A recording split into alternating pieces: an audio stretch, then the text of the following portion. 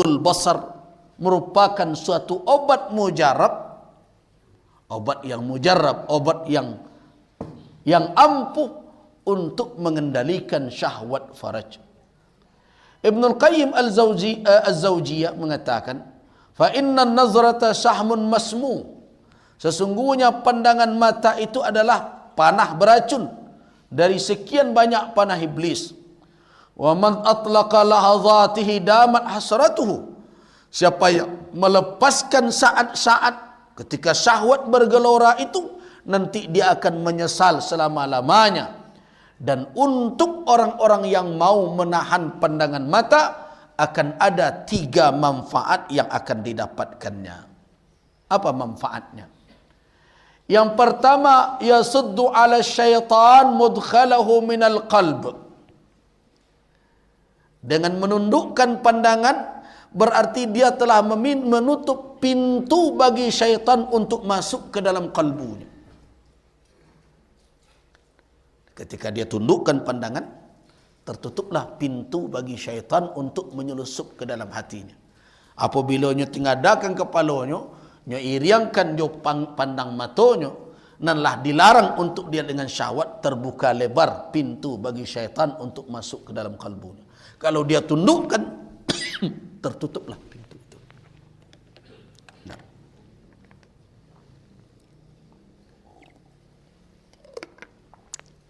Ingat, fa innahu yadkhulu ma'an nazrah wa yanfudhu ma'aha ila al-qalbi asra' min nufudhil hawa fil makanil khali. Ingat kata Ibnul Qayyim, sesungguhnya syaitan akan masuk ke dalam kalbu, ke dalam hati manusia bersamaan dengan pandangan mata, dan akan melesat masuk ke dalam kalbu bersama pandangan itu lebih cepat dari masuknya udara ke tempat yang kosong. Itu kata Ibnul Qayyim.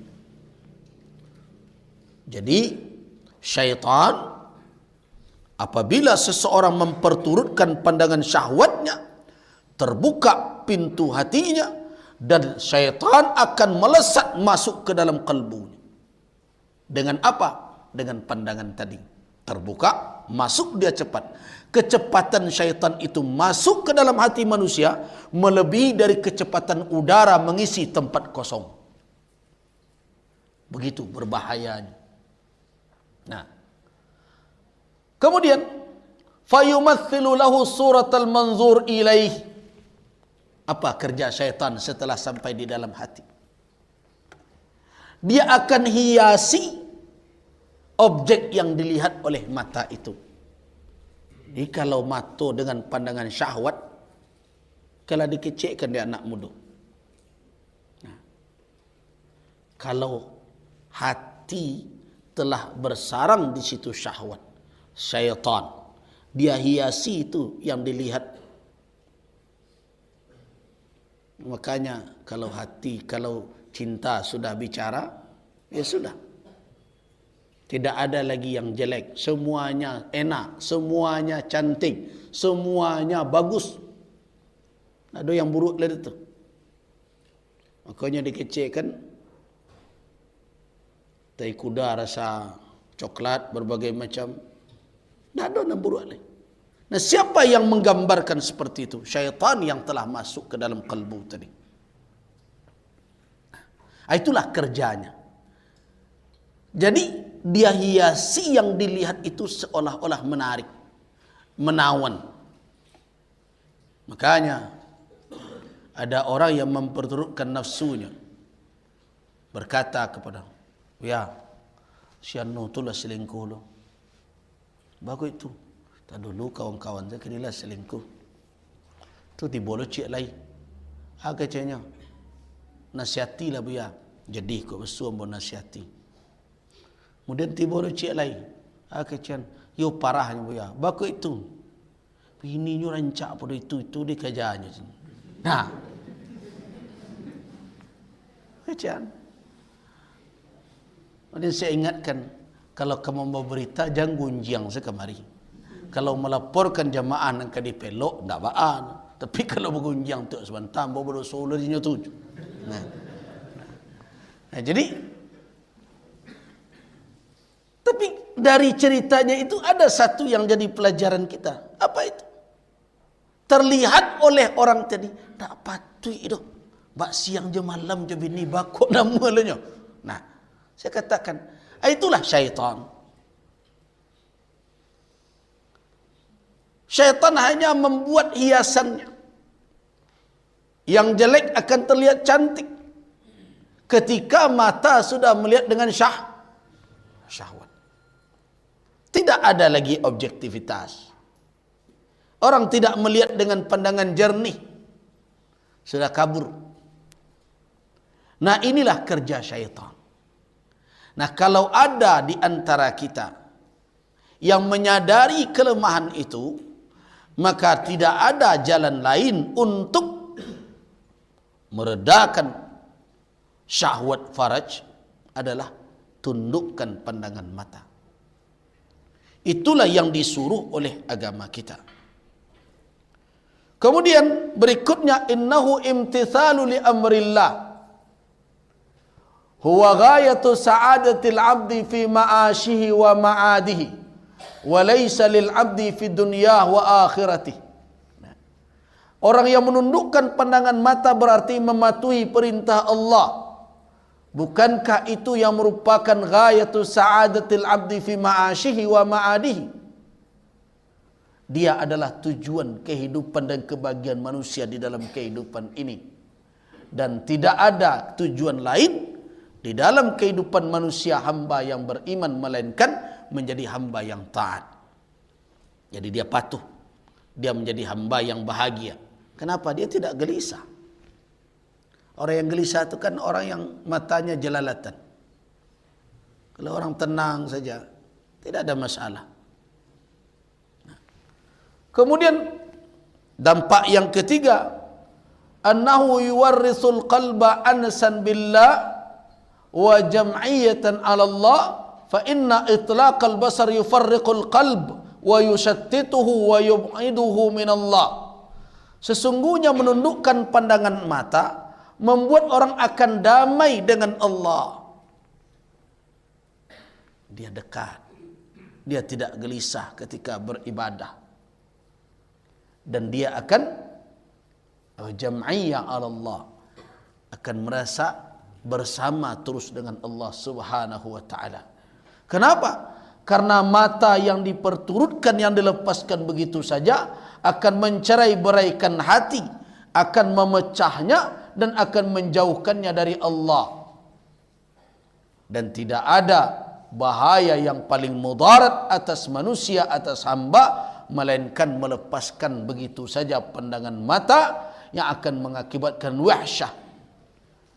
Akan ada kerenggangan, rasa wahsyah, rasa asing yang terasa di dalam hati terhadap Khalik.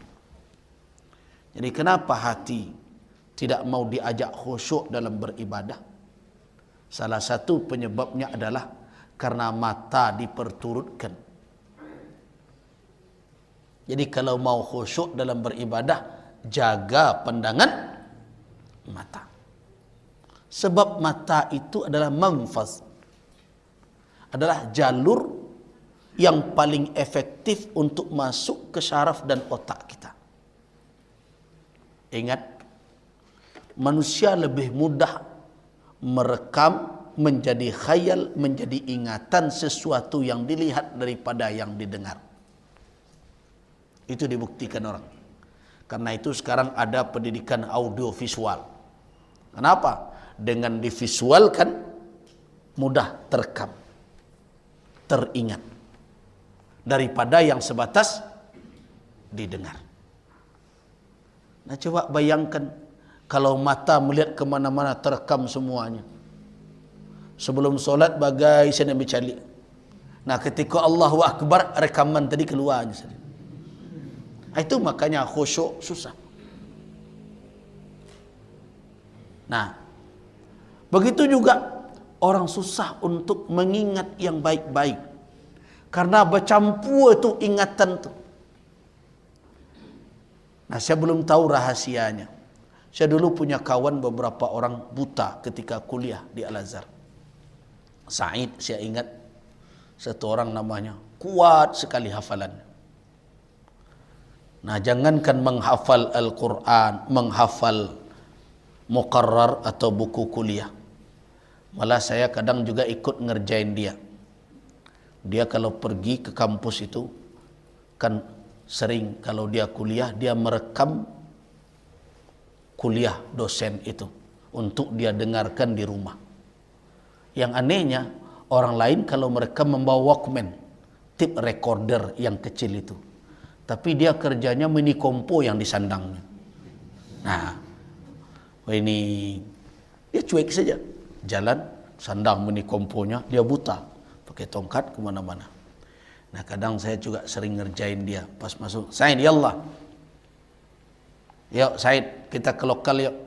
Kadang saya kerjain, mudah-mudahan dia tidak ingat. Saya bawa ke lokal lain, tahu dia. Ya Rizal, ente tani, dia bilang. Rizal, engkau main-main lagi ya sama saya. Ini bukan lokal kita. Memangnya kamu lihat, saya tahu, dia bilang. Nah, ingatannya begitu kuat. Nah, banyak kawan-kawan yang buta-buta itu punya ingatan begitu kuat. Kenapa? Ketika saya tanyakan kepada guru, salah seorang guru saya, kenapa orang buta itu ingatannya kuat? Karena dia tidak diganggu oleh rekaman pandangan matanya. Nah, mata kita itu melayang kemana-mana karena itu rekamannya terlalu banyak. Nah, nampak filem ikut tekan lo ceritanya. Tampak nan itu singgah lahnya. Jadi ketika kemapa Quran, bersirabui ini.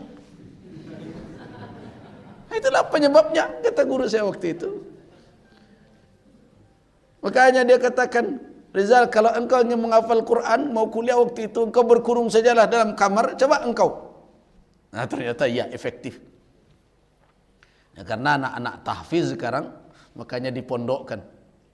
Kalau dia keliling-keliling kemana-mana, susah dia menghafal. Kenapa? Bercampur baur rekaman dari mana? Nah, itu. Dari pandangan matanya itu.